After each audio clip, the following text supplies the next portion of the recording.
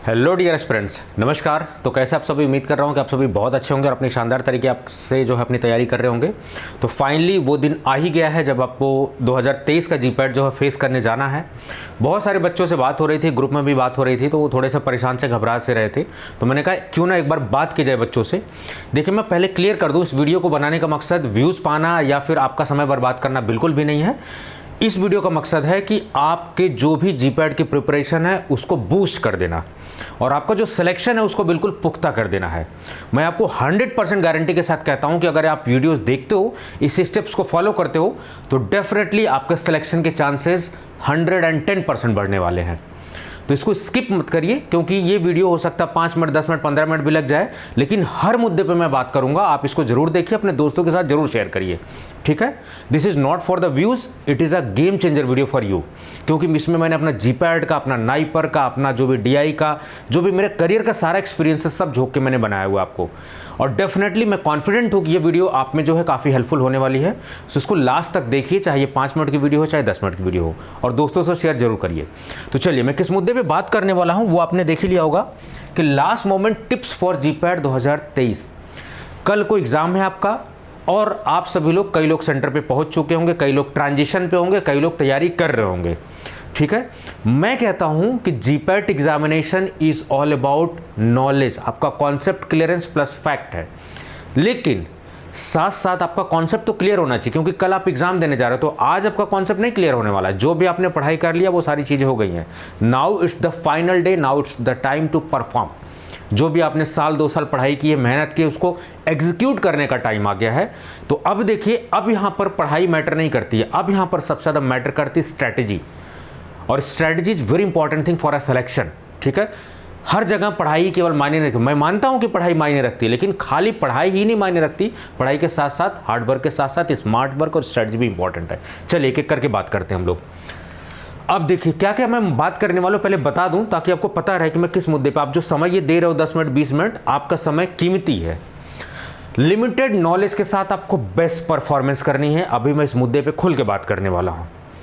बहुत सारे बच्चों की प्रिपरेशन हुई होगी, नहीं होगी, ये छूट गया होगा, ये पढ़ लिया होगा, परेशान नहीं होना है।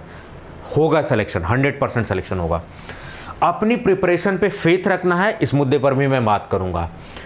स्टेबल माइंड रखना है, क्योंकि अभी आपकी प्रिपरेशन आपके हाथ में नहीं है। अभी केवल ये है, क्योंकि exam is not all about knowledge checking, fact checking.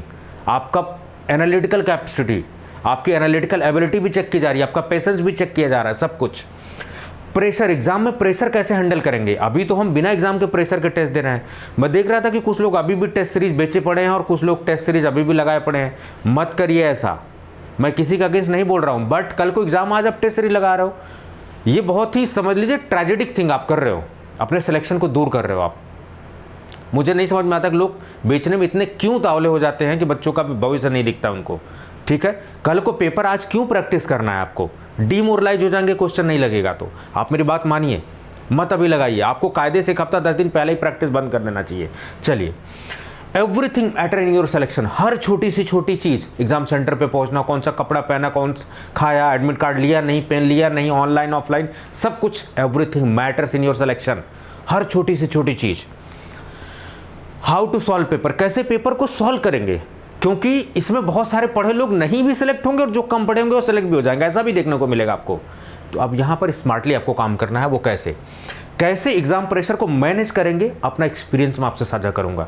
चाहे वो सिविल सर्विसेज का एक्सपीरियंस हो, चाहे वो जीपैट का हो, चाहे फार्मेसी का, जो भी whatever the experience I am having, I am going to share with you all people. कैसे हर छोटी से छोटी चीज को आपको मैनेज करना, ये सब पे मैं बात करूंगा। अभी आपको नई चीजें नहीं पढ़नी है और लास्ट मिनट पे कैसे आपको रिवीजन करना है, क्या करना है, वो सब बातें हम लोग बात करेंगे एक एक करके। Now coming on first thing, limited knowledge के साथ बेस्ट परफॉर्मेंस देनी। क्यों ऐसा मैं बोल रहा हूं, क्योंकि जीपैट में 125 question and it is going to be of 3 hour. Time का कोई टेंशन नहीं है। 125 क्वेश्चन 180 मिनट में करना है, वो भी ऑनलाइन है, टिक टिक टिक टिक लगा देना है। ऑफलाइन OMR नहीं भरने का, आधा घंटा 45 मिनट लगेगा आपका। तो अभी आपको देखो, कभी भी 125 में 125 की तैयारी नहीं होती, कभी भी 125 में 125 क्वेश्चन आपको सॉल्व भी नहीं करना होता। क्यों? क्योंकि 70 क्वेश्चन 75 क्वेश्चन ला के आप टॉप कर देते हो, सही 40-45 क्वेश्चन कर देते हो तो आप सेलेक्ट हो जाते हो। तो क्यों 125 के लिए पढ़ाई करना और क्यों 125 में 125 सॉल्व करना, जबकि निगेटिव मार्किंग का एग्जामिनेशन है। कभी 125 में 125 सॉल्व करना ही नहीं चाहिए, ये बहुत बेवकूफ़ी भरा फैसला होता है। लोग बताते नहीं, समझ में नहीं आता क्यों नहीं बताती एग्जैक्ट चीज़ें। तो मैं आपसे कहना चाहूँगा कि बहुत सी चीज़ें छूट रही होंगी, बहुत सी चीज़ें आपको बची होंगी, घबराहट हो रही है। समटाइम्स एंजाइटी इज़ गुड, क्योंकि आपको मेंटली प्रिपेयर कर रही है, वो आपको अंदर से डर दिखा रही है कि नहीं पढ़ ले भाई पढ़ ले, थोड़ी सी अभी टेंशन वाली बात है, 1 दिन की बात है, 2 दिन की बात है, हैंडल कर ले। अब आपकी मैच्योरिटी देने का परिचय आ गया कि आप कितने मैच्योर हो, ये एग्जाम में आपको पता लगेगा कि कैसे डील करते हो आप सिचुएशन को एग्जैक्टली। तो जो भी बच्चे पढ़ नहीं पाए हैं, ये छूट गया है, वैसा छूट गया है, ये छूट गया, अभी ये नहीं पढ़ पाए, वो बुक नहीं पढ़ पाए, ये सब चीज़ें प्लीज़ स्किप दैट। अब वो मायने नहीं रखता है, इररिलेवेंट हो गया वो क्वेश्चन। अभी जो आपने पढ़ लिया है उसको बेस्ट एग्जीक्यूट करना है, चाहे आपने 60% सिलेबस पढ़ा हो, चाहे 70% सिलेबस पढ़ा हो, चाहे 80%। पूरे इंडिया में जो मेरा एक्सपीरियंस कहता है कि अगर आप 70 to 80% सिलेबस किसी भी चीज़ का कंप्लीट कर लेते हैं, आप सिलेक्शन की रेंज में हो जाते हैं। 100% सिलेबस कभी कंप्लीट नहीं हुआ है, ना आप कर पाएंगे ना हम करवा पाएंगे कभी भी। कोई कोचिंग वाला कहता है कि 100% करवा दे, इट्स नॉट प्रैक्टिकली पॉसिबल। आप 10 साल तैयारी कर लीजिए, कुछ ना कुछ छूटा ही रह जाएगा लास्ट मोमेंट पे। तो अब आपको क्या करना है, लिमिटेड नॉलेज के साथ जाना है और आपको बेस्ट यूज उसका करना है, अपना कॉमन सेंस यूज करना। और कॉमन सेंस कब काम आएगा, जब दिमाग शांत होगा। बहुत से क्वेश्चन आपके सामने, आंखों के सामने होगा। क्यों? क्योंकि ये एमसीक्यूज बेस्ड एग्जामिनेशन है, क्वेश्चन भी आपके सामने है, आंसर भी आपके सामने है, आपको केवल गेस करना है। इट मींस आपके पास एनालिटिकल कैपेबिलिटी होनी चाहिए, एनालिसिस की कैपेबिलिटी आपके अंदर होनी चाहिए, सही आंसर को आइडेंटिफाई करने की एबिलिटी होनी चाहिए। चाहे वो आप रट्टा मार के ले आओ, चाहे आप एनालिसिस करके लाओ, चाहे आप बेसिक कॉन्सेप्ट क्लियर करके ले आओ। तो आपके अंदर अब एनालिटिकल कैपेबिलिटी होनी चाहिए कि सही आंसर तक कैसे पहुंचा जाए। This is the most important thing. समझ गए?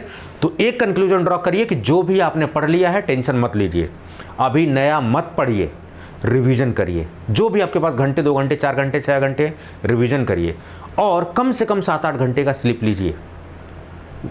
दिमाग डिस्टर्ब नहीं करना है अपना। दूसरी बात, have a faith on your preparation. आप नहीं विश्वास करेंगे तो कौन करेगा प्रिपरेशन पे विश्वास? आपका करियर है, आपके माँ बाप ने आपको फाइनेंशियली सपोर्ट कर दिया, आपके मेंटर ने आपको रास्ता दिखा दिया है। Now it's time for your performance. आप परफॉर्म करिए, आपका मेंटर या आपके पेरेंट्स नहीं एग्जाम देंगे, you are going to face the examination. So definitely आपको अपनी प्रिपरेशन, अगर आप अपने पे विश्वास नहीं करेंगे, इस दुनिया में कोई आपका विश्वास नहीं करने वाला है। आप अपने क्षमताओं पर, आप अपनी एबिलिटी पर विश्वास करिए और आपसे ज़्यादा मुझे एज ए मेंटर आपके ऊपर विश्वास है कि आप कर ले जाएंगे। क्यों? क्योंकि मैंने शिद्दत से पढ़ाया हुआ है, मैंने मेहनत से पढ़ाया हुआ है, बहुत स्मार्टली पढ़ाया हुआ है। ठीक है? तो अपनी प्रिपरेशन पे फेथ रखिए, डगमगाइए मत। नए मटेरियल, नया टेस्ट सीरीज, नया ये नया वो, ये सब आता रहेगा, ये मार्केट है। ठीक है बॉस, यहाँ सब चलते हैं, लेकिन आपको अपने आप को रोकना है। ठीक है? चलिए, तीसरी बात, अपने माइंड को काम रखना है। क्यों ऐसा मैं बोल रहा हूं? काम रखना है, शांत रखना है, क्योंकि एक शांत दिमाग की जिंदगी में कुछ कर सकता है, ऐसा मैंने खुद एक्सपीरियंस किया है। आप भी समय के साथ साथ जैसे मैच्योर होंगे आप एक्सपीरियंस करेंगे। गलत या उतला चाली में डिसीजन लिया गया हो, चाहे कोई क्वेश्चन का आंसर टिक किया हो, चाहे कोई भी फैसला लिया हो, कभी भी सही नहीं होता है। जल्दीबाजी में जिंदगी में आप फैसले लेंगे, हमेशा फेल होंगे आप, ये जान लीजिए। मेरा ऐसा तजुर्बा कहता है। Sometimes I may be wrong, but most of the time सही होऊंगा मैं, और आप ये महसूस करेंगे। कभी भी जल्दीबाजी में फैसले मत लीजिए। अपने दिमाग इमोशनली, जब आप इमोशनली बहुत हावी हो, कभी भी फैसले नहीं लेना चाहिए। एग्जाम में भी नहीं, मेरा दिल कह रहा है, मेरा मन कह रहा है यही आंसर होगा, बिल्कुल गलत है वो आंसर, वो नहीं होने वाला है। इमोशनली मत चलिए, इसको भेजा को यूज करिए। इमोशनली जितने भी फैसले लिए जाते हैं वो सब अक्सर गलत होते हैं, 99.9% गलत होते हैं। इमोशंस में आके फैसला मत लीजिए, चाहे वो आंसर हो, चाहे वो जिंदगी का फैसला हो। दिमाग से फैसला लेना है। ठीक है? और जब आप इमोशनली बहुत ज़्यादा हाई हो, आपको फैसले लेने से बचने चाहिए। तो अपने माइंड को स्टेबल रखिए। क्यों? क्योंकि कॉमन सेंस आपका काम करेगा। क्यों? क्योंकि जो क्वेश्चन नहीं भी आता रहेगा, आप देखेंगे जब दिमाग से आपका प्रेशर हटेगा ना, तो आप वो क्वेश्चन लगा भी लोगे। तो एक शांत दिमाग की ज़िंदगी में बड़े फैसले ले सकता है, कुछ कर सकता है। आपको शांत दिमाग रखना है। ये छोटी छोटी बातें हैं, सभी को पता होती है, लेकिन एक्चुअली हमें एग्जाम में अपने आप को काम रखना होता है। प्रेशर हैंडलिंग, कैसे प्रेशर हैंडल करेंगे? गुरुजी आप तो वीडियो में बना के बातें बांट दे रहे हो ज्ञान, लेकिन एक्चुअली तो हमें फेस करना है ना। तो भाई साहब मैं इसलिए बांट रहा हूँ क्योंकि मैंने वो चीज़ फेस जिया है, वो ज़िंदगी जिया हूँ, एज ए एस्पिरेंट जिया हूँ, एज ए एस्पिरेंट संघर्ष किया हूँ, एज ए टीचर आपको पढ़ा रहा हूँ। जो मैंने गलतियां की वो आपको नहीं करना, जो मैंने अच्छा किया उसको कैरी फॉरवर्ड करना है। यही तो एक मेंटर का काम होता है, आपको रास्ता दिखा रहा है, एक टॉर्च बियरर की तरह काम करना है, एक पाथ फाइंडर की तरह आपको काम करना दे। तो आपको कैसे प्रेशर हैंडलिंग करनी है ये मैं बहुत अच्छे तरीके से आपको सिखाऊंगा, ठीक है।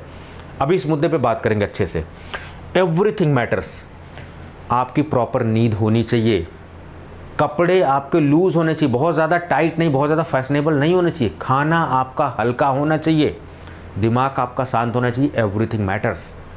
कल आपका 9 बजे 10 बजे से पेपर है और आज आप रात के 3 बजे तक पढ़ रहे हो, दिमाग आपका थक जाएगा, तो कल क्या यूज़ करोगे आप दिमाग का?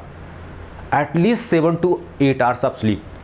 मुझे पता है कि जब आप सोओगे तो जो सिंसियर बच्चे होंगे नहीं सो पाएंगे, बड़बड़ाते रहेंगे रात भर, मैं भी था परेशान, लेकिन आपको anyhow you need to manage, आपको सोना है। फ़ोन शांति से रख दीजिए, अलार्म वगैरह आप कायदे से रख दीजिए। कपड़े अपने अभी से डिसाइड कर लीजिए रातों रात कि कल मुझे क्या पहन के जाना है। सुबह मम्मी ये, पापा वो, फलाना ये, दीदी वो, ऐसा नहीं होना चाहिए। इट शुड बी डिसाइडेड, क्योंकि वो छोटी छोटी आपको इरिटेट करती हैं, ठीक है। ये सब नहीं करना है आपको। खाना हल्का का, पता लगा कि कटहल की सब्जी और पूरी खा के गए, पेट खराब हो गया। मुझे याद है मैं जब CPMT का एग्जामिनेशन 2008-9 में देने गया था, मम्मी ने मुझे कटहल की सब्जी और पूरी खिला दी, पेट खराब। बताओ, मतलब उस समय नादानी थी बिल्कुल। पेट खराब हुआ, एग्जाम में गैस बन रही, पेट फूल रहा है, परेशान हो रहा है। लाइट खाना है आपको, यहाँ तक गले तक हलक तक नहीं खा के जाना, लाइट खाना है और सुबह नाश्ता करके बैठना है, एग्जाम में कुछ मिल जाए थोड़ा बहुत। तो दिमाग आपका, आपके दिमाग को एनर्जी चाहिए। जब दिमाग को एनर्जी मिलेगी तभी जाके दिमाग आपका प्रॉपरली काम करेगा। रात में 7 से 8 घंटा छोड़ के आप जितना भी रिवाइज करना है कर लीजिए। आप ट्रेन में हैं, बस में हैं, घर पे जहाँ भी आप कर लीजिए रिवाइज, लेकिन 7-8 घंटा अपने आपको सोने को दीजिए प्रॉपरली। कपड़ा अपना डिसाइड कर लीजिए। एडमिट कार्ड का प्रिंट आउट, चाहे चाहे आप ब्लैक एंड वाइट निकलवा लीजिए, चाहे कलर निकलवा लीजिए। बेहतर होता है कि इट इज़ ऑलवेज प्रेफर्ड कि आप कलर निकलवा लीजिए, कोई दिक्कत नहीं। जो भी डॉक्यूमेंट उनके साथ ID प्रूफ वगैरह मांगा गया है, कुछ पेन वगैरह भी आप रखिएगा, कुछ ज़रूरत पड़े। ये सारी चीज़ें जो भी रिक्वायरमेंट एग्जाम की होती है, इंस्ट्रक्शन से एक बार अच्छे से पढ़ लीजिए। सेंटर पे कब जाना है, कब नहीं जाना है, क्या करना है, सब एवरीथिंग आपको पता होना चाहिए। एडमिट कार्ड प्रॉपरली रख लीजिए। 2 कॉपी एडमिट कार्ड के रखिए, हो सकता है एक जेब से निकल जाए, खिसक जाए, कुछ भी हो जाए। एक अलग जगह रखिए, एक अलग जगह रखिए, ठीक है। ये सारी चीज़ें छोटी छोटी चीज़ें मैनेज करती हैं, क्योंकि आप लेट पहुँचोगे। सेंटर आप देख लो कहाँ है आपका, उसका लोकेशन ट्रेस कर लो, कैसे कैसे जाओगे, प्लानिंग। जब आप चीज़ें प्लान के तहत जाते हो तो आपकी चीज़ें एग्जीक्यूट होती है। बिना प्लान जाते हो ऐसे वैसे फिर परेशान होते हो, सब ऐसी तैसी हो जाती है बिल्कुल। तो आपको क्या करना है, एवरीथिंग शुड बी प्लान, कि कितने बजे निकलना है, क्या करना है। ट्रैफिक का टाइम होता है। अगर आप दिल्ली NCR में किसी और भीड़ भाड़ वाले इलाके में, इंडिया में बहुत सारे ऐसे हैं, हैदराबाद शहर हो गए जैसे बहुत भीड़ भाड़ वाले इलाके हैं, आपको 2-3 घंटे का मार्जिन लेके चलना चाहिए आपको। ये सब चीज़ें हैं कि पब्लिक ट्रांसपोर्ट में आप फंस सकते हो, कुछ भी हो सकता है आपके साथ, ठीक है। रोड पर सेफ चलिए, ज़्यादा बाहर मत निकलिए, क्योंकि कुछ भी हादसा आपके साथ, छोटा मोटा भी हादसा होता है, ठीक है। वैसे मैं भगवान से दुआ करता हूँ कि ऐसा कुछ ना हो किसी के साथ, लेकिन हम सब ह्यूमन बीइंग हैं, किसी के साथ प्रैक्टिकली कुछ भी पॉसिबल हो सकता है। स्किप करिए, बाहर निकलना भी अवॉइड करिए। कल रोड पे जाइए, बहुत संभाल के जाइए, एक्सीडेंट वगैरह से बचिए, इन सब चीज़ों से, भीड़ भाड़ वाले इलाकों से बचिए। ये सब छोटी छोटी चीज़ें मायने रखती हैं सिलेक्शन में आपके, ठीक है, इन सब चीज़ों पे। अब देखिए पेपर को कैसे सॉल्व करना, ये मेन बात है। और यहाँ तक आते आते कई लोग अपना पेशेंस खो चुके होंगे और चले गए होंगे छोड़ के वीडियोस, लेकिन मेन बात अब हो रही है और यही गेम चेंजिंग है। जब भी जीपैट देखिए, खाली पढ़ने का एग्जामिनेशन नहीं है कि आपने खूब सारा सिलेबस पढ़ लिया आप सेलेक्ट हो जाएंगे। मैं आपको लिख के देता हूँ, आपने सारा पढ़ लिया फिर भी नहीं सेलेक्ट होंगे आप। और जो बच्चा कम पढ़ा होगा वो सेलेक्ट हो जाएगा, क्योंकि यहाँ स्ट्रैटेजी काम करती है। आपको समझने की जरूरत है। 125 क्वेश्चन है और 3 आवर का टाइम है, 180 मिनट आपको मिल रहा है। निगेटिव मार्किंग है आपके, निगेटिव मार्किंग एग्जामिनेशन। बिना निगेटिव वाला नहीं कि सब आंख मूंद के सब एक और से कर देना है, यहाँ स्मार्टली काम करना है। और आपके दिमाग में क्या फिट है कि सर फार्मास्यूटिक्स जो है 38 क्वेश्चन, फार्माकोलॉजी जो है वो 28 question, pharmaceutical chemistry sir 38 question, बाकी कोग्नोसी हो गया 10 क्वेश्चन और अदर्स में हो गए 11 क्वेश्चन। सब ने थोड़ा थोड़ा पढ़ के गए। देखो एक अच्छे एस्पिरेंट की निशानी होती है कि सब कुछ पढ़ के जाइए और जो सब्जेक्ट आपका अच्छा है उस पर मास्टरी कर लीजिए। आपका सूटिक्स बहुत अच्छा है, अच्छे लेवल की सूटिक्स की तैयारी कर लीजिए। केमिस्ट्री अच्छा है, केमिस्ट्री अच्छे लेवल की तैयारी कर लीजिए। कोलॉजी अच्छा है, कोलॉजी अच्छे लेवल की कर लीजिए। आपके 2 से 3 सब्जेक्ट बहुत स्ट्रांग होने चाहिए अगर आपको बेटर रैंक ले आनी है तो। अब क्या है कि 125 आपका टारगेट क्या है कि 125 क्वेश्चन, लेकिन कितने अटेम्प्ट करेंगे, ठीक है। ये सब कितने राउंड में एग्जाम करेंगे हम लोग अटेम्प्ट, क्योंकि निगेटिव मार्किंग है, सब नहीं कर सकते।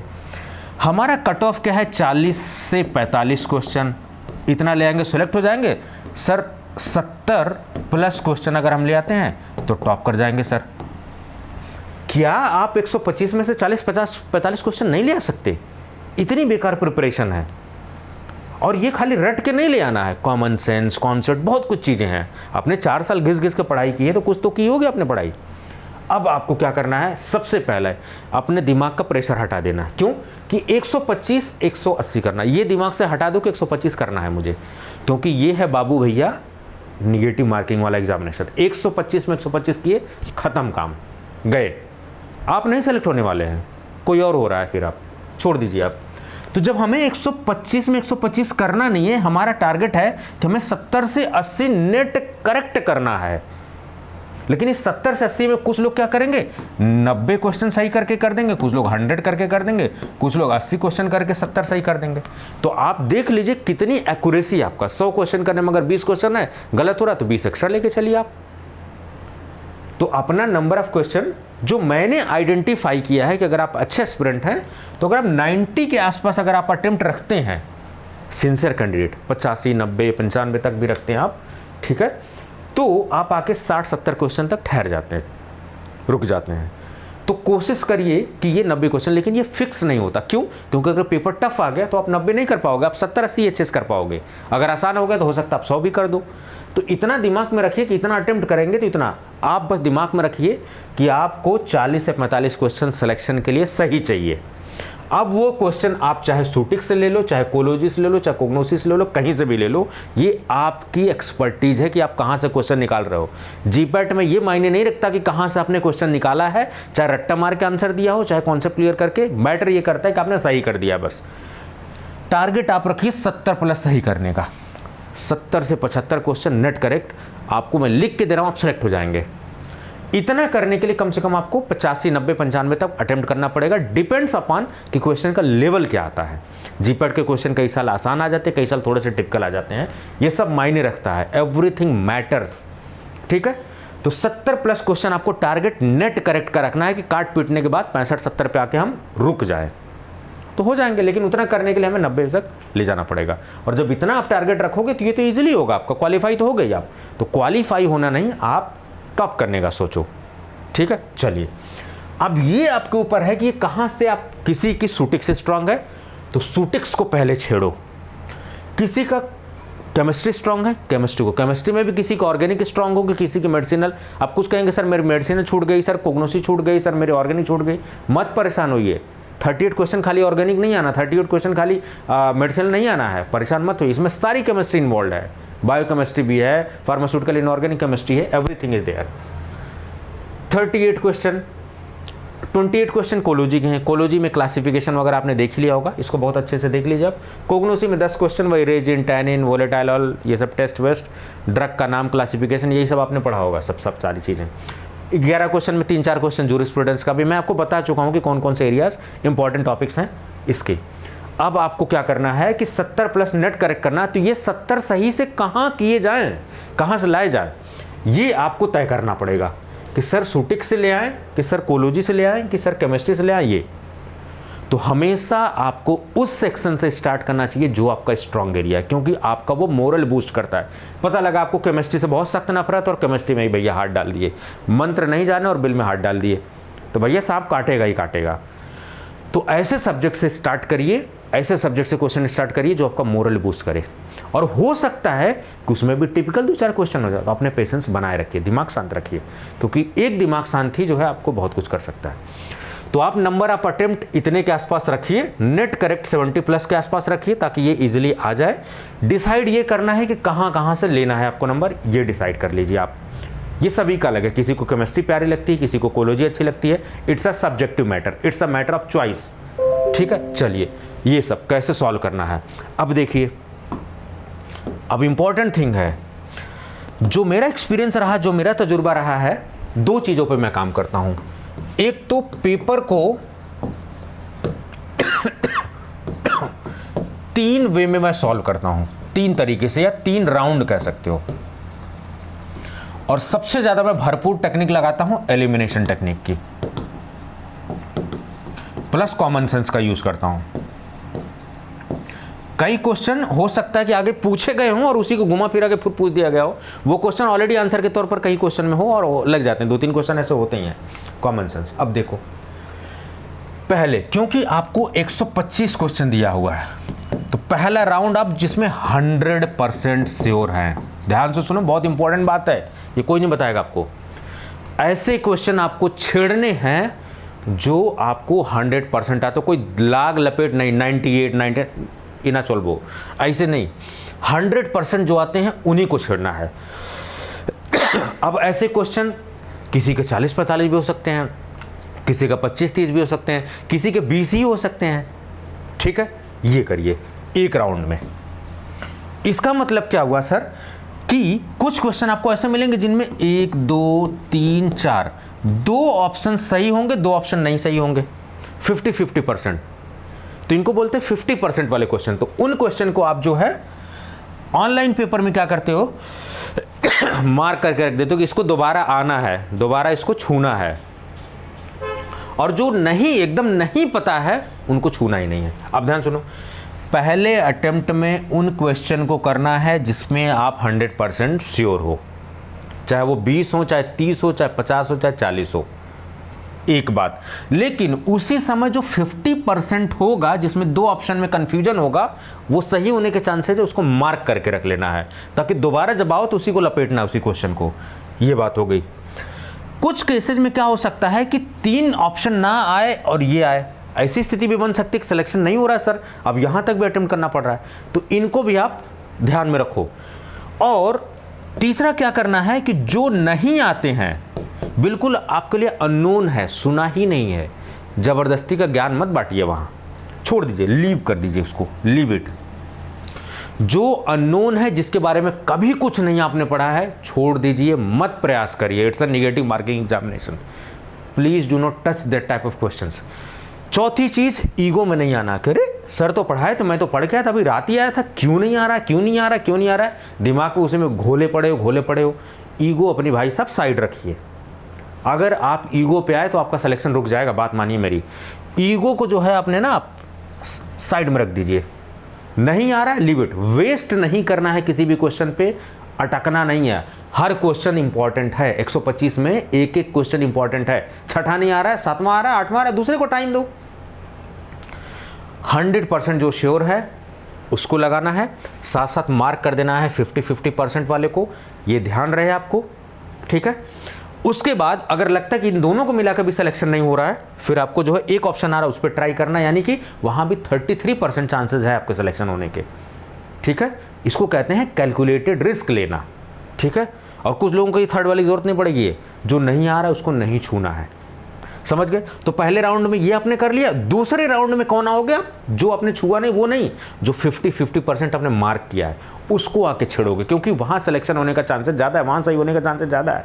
50% चांस है, या तो ये या तो ये या तो ये या तो ये। अब यहां फैसले दिल से मत लीजिए, दिमाग से लीजिए। यहां फैसले जो आपका दिमाग कहता है उस पर टिक करिए, और एक बार जो ऑप्शन आपने लगा दिया बदलिए मत, बदलने पर अक्सर गलत हो जाता है। जो फैसले हम इमोशनली लेते हैं, बाद में लगता है यार नहीं ये नहीं है, ये होगा, और जैसे बदला पता लगा बाद में अरे यार ये तो गलत हो गया। मत बदलिए, क्योंकि बहुत हाई टाइम है। लेकिन तो आप पहले 100%, फिर 50-50% वाले, फिर जो बचे हुए आ रहे हैं एक ऑप्शन वाले, वो करने हैं। तो 3 राउंड में आपका पेपर हो गया, ये सब चीजें। लेकिन आपको पहले से माइंड मेकअप करके जाना पड़ेगा कि पहले राउंड में क्या 40 मिनट देना है, क्योंकि 3 घंटे 180 मिनट है, ठीक है। अगर 1 घंटे भी आप देते हो इट्स वेल एंड गुड, कोई दिक्कत वाली बात नहीं है। आपको टाइम सेग्रीगेट करना पड़ेगा कि 50-50% वाले में कितना मिनट देना है, इसको कितना, तो आप पहले से कैलकुलेट कर लीजिए, उतना ही आपको समय देना, ज़्यादा उलझना नहीं है। कुछ बच्चे क्या करेंगे, सीधे एक एक करके पढ़ते जाएंगे, 1, 2, 3, 4 ऐसे करके जाएंगे, गलत स्ट्रेटजी। 1, 2, 3, 4 ऐसे नहीं जाना है, परेशान हो जाओगे। आपको उस जगह से पेपर स्ट्रांग स्टार्ट करना है जहाँ आपका स्ट्रांग पॉइंट है, स्ट्रेंथ पॉइंट है, ठीक है। दूसरी बात, कहीं भी फंसना नहीं है, कहीं भी उलझना नहीं है, ईगो में नहीं वो रखना है, 100% वाले को करेक्ट करना है, ठीक है। तो ये हो गया क्वेश्चन पेपर को सॉल्व करने की। अब आते हैं बात कि सर एलिमिनेशन टेक्निक कैसे लगाएंगे। एलिमिनेशन